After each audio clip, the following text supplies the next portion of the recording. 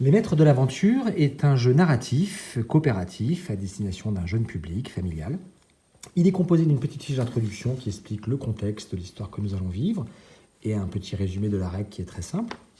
Et ensuite d'un certain nombre de chapitres. Une aventure complète est composée de 6 chapitres et de 9 cartes par chapitre, soit 54 cartes. On commence par lire le premier chapitre qui nous explique le contexte. Nous sommes des pirates qui cherchons le trésor de Barberousse.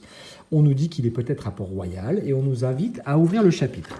Le chapitre est composé d'une grande illustration qui à chaque fois rappelle le lieu et l'objectif du chapitre avant de passer au suivant, trouver la carte au trésor de Barberousse.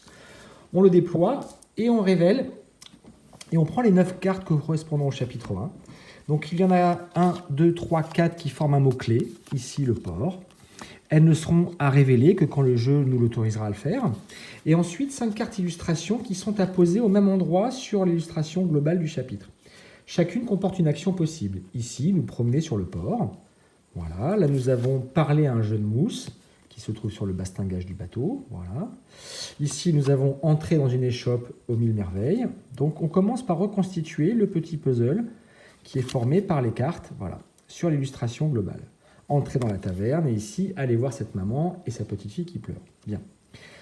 Donc les joueurs ont le choix maintenant de faire l'action qu'ils veulent dans l'ordre de leur choix, avec une seule petite règle. Certaines comportent un symbole maître de jeu, celui-ci. Ça veut dire que seul un joueur pourra la consulter et faire jouer les autres, soit dans une petite résolution d'énigme, soit dans un mini-jeu. Donc ici, en l'occurrence, imaginons, on va voir la maman et la petite fille qui pleure. Elle nous dit « J'ai perdu mon chat, j'offre une belle récompense à qui le retrouvera. Si nous voyons un chat sur le port, on peut révéler la carte haut. » Pour l'instant, il n'y a aucun chat sur l'illustration. Bon, si on veut rentrer dans l'échoppe, histoire d'y acheter une carte, pourquoi pas, eh bien, un seul joueur peut révéler cette carte. Elle indique que c'est lui qui va jouer le marchand, soit il lit le petit texte qui est là, soit s'il en a envie et s'il le semble le faire, il peut improviser dans une petite discussion pour donner les mêmes informations, mais il est le maître du jeu. Donc en l'occurrence, le marchand dira qu'il a bien une carte qui vendra pour 3 pièces d'or. Quand les joueurs auront 3 pièces d'or, ils pourront donc l'acheter et révéler la carte T. Dans ce premier chapitre, l'idée c'est que le chat a disparu, la taverne est fermée mais nous donne une bouteille de lait. Voilà, on peut la prendre, elle est là. En se promenant sur le port, rien de spécial, si ce n'est que derrière, comme par hasard, se trouvait un chat. Là, on a vu un chat, donc on peut révéler la carte haut.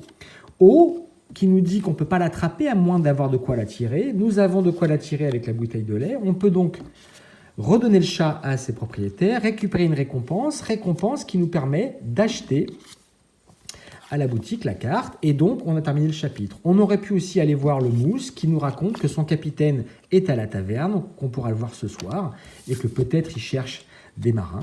En l'occurrence, le chapitre est fermé, on peut le refermer. On a acheté une carte au trésor qui se trouve au dos, que l'on conservera pour la fin, pour la suite de l'aventure, qui pourra nous être utile. On peut donc, dans la foulée ou plus tard, on peut morceler la partie en petits chapitres, ça se joue en 10 minutes chaque chapitre, passer au chapitre 2, qui lui, même chose, nous indique qu'on nous devons trouver un capitaine qui nous accepte à son bord, en bord de son navire. Et donc nous avons pareil, les 4 cartes du mot-clé, ici Rome, et puis des actions possibles, boire du rhum, voilà, si on a envie. On pourra participer à un tournoi de fléchettes, on pourra passer sous les tables pour y chercher des trésors, voilà. On pourra parler aux musiciens qui se trouvent là, et on pourra bien sûr parler au capitaine. Donc même principe. Le capitaine nous dira, incarné par un des joueurs, qu'il est prêt à engager des nouveaux marins s'ils ont de la chance et s'ils sont habiles. Être habile, c'est gagner un tournoi de fléchettes, petit jeu d'habileté.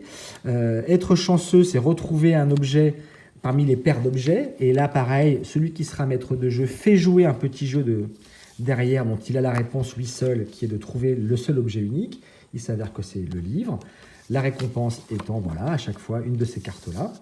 Et puis, le petit musicien, lui, nous proposera de l'aider à retrouver les rimes de sa chanson, donc interactif, faisant jouer les autres pour trouver des rimes en haut.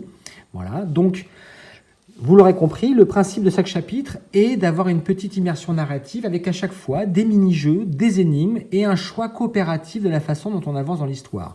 De difficulté simple, elle pourra bien sûr être variable selon le public visé, et à chaque fois des petits jeux. Donc là, nous allons jusqu'au chapitre 3, voilà, où nous avons été recrutés sur le Red Pearl, et là, nous pourrons visiter le bateau et trouver notre chemin vers l'île de la Tortue, qui est l'île où se trouve le trésor.